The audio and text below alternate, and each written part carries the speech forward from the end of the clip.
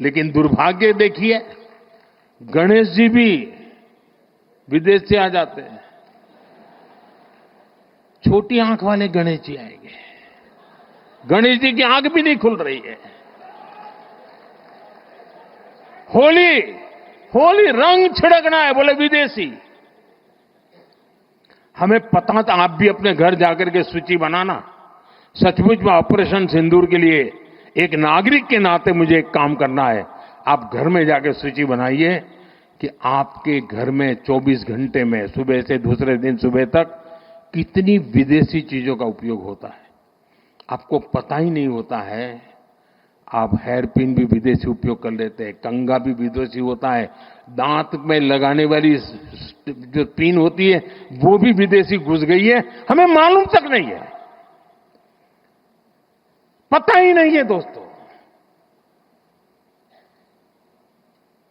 देश को अगर बचाना है, देश को बनाना है, देश को बढ़ाना है, तो ऑपरेशन सिंदूर ये सिर्फ सैनिकों के जिम्मे नहीं है। ऑपरेशन सिंदूर 140 करोड़ नागरिकों के जिम्मे है। देश सशक्त होना चाहिए, देश समर्थ होना चाहिए, देश का नागरिक सामर्थ्यवान होना चाहिए। और इसके लिए हमने vocal for local, one district one product,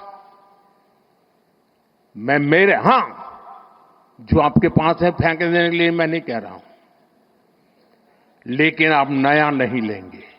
और शायद 1-2% चीजें ऐसी हैं जो शायद आपको बाहर के लेनी पड़े, जो हमारे यहां उपलब्ध ना हो। बाकी आज हिंदुस्तान में ऐसा कुछ नहीं। आपने देखा होगा, आज से पहले 25 साल 30 साल पहले विदेश से कोई आता था तो लोग लिस्ट भेजते थे कि ये ले आना, ये ले आना।